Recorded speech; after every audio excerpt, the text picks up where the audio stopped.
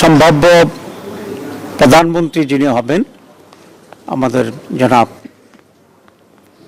তারেক সাহেব, উনি আজকে প্রধান বিরোধী দলের যিনি প্রধান হবেন জামাত ইসলামীর আমির ডক্টর শফিকুর রহমান, তার সাথে সৌজন্য সাক্ষাৎ করতে আসছেন, একটা কার্টেসি ভিজিট করতে আসছেন। এটাকে আমরা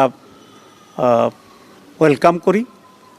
আমি মনে করি এই ধরনের নিউ কালচার নিজেদের ভিতরে থাকাটা এটা একটা গুণগত পরিবর্তন।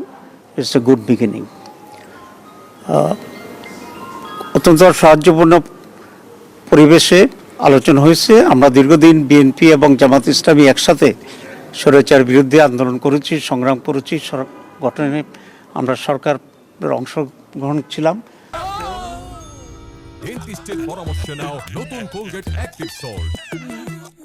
সরকার এবং বিরোধী দল সমন্বিতভাবেই আমরা দেশের জন্য কল্যাণমূলক কাজ করতে পারব। আমরা এই ব্যাপারে একমত হয়েছি যে সকলে মিলে একসাথেই একটা কনস্ট্রাকটিভ ফিউচার আমরা গ্রহণ করতে পারবো, একটি নতুন বাংলাদেশ আমরা গঠন করতে পারবো এবং নিজেদের ভিতরে মৌলিক কোনো ঝামেলা হলে আলোচনা ভিত্তিতে যাতে একটা পজিটিভ একটা সমাধান আসতে পারে সেই সব বিষয়ে আমরা আলোচনা করেছি। আমাদের আমির জামাত বলেছেন যে কয়েকটি প্রায়োরিটি বিষয়ে এখানে আমাদের আলোচনা হয়েছে। প্রথম কথা হচ্ছে ল অ্যান্ড অর্ডার সিচুয়েশন, মানুষের সিকিউরিটি ইস্যুটা হচ্ছে সবচেয়ে বেশি। এই বিষয়ে যেন সরকার অত্যন্ত গুরুত্ব দিয়ে কাজ করে।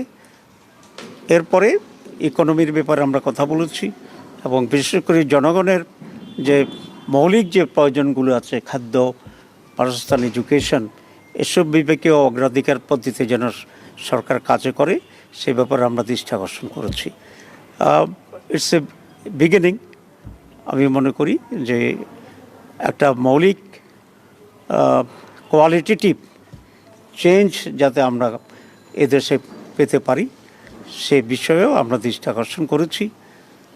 পজিটিভ যে কোনো বিষয় আছে আমরা বলেছি আমরা কোঅপারেট করব এবং জনগণের স্বার্থের বিরুদ্ধে এবং জনগণের কোনো কল্যাণের বিপরীতে যদি সেরকম কোনো ভূমিকা থাকে আমরা অবশ্যই সে ব্যাপারে আমরা প্রতিবাদ এবং ভূমিকা নেওয়ার জন্য আমরা প্রস্তুত আছি। এতটুকুই কথা হয়েছে আজকে। বিভিন্ন জায়গায় কিছু অঘটন ঘটেছে, কিছু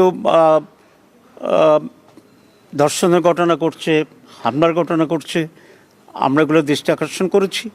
আমরা মনে করি সরকারের ব্যাপারে অত্যন্ত সিরিয়াস ভূমিকা পালন করবে এবং দেশকে একটা পজিটিভ দিকে নিয়ে যাবে।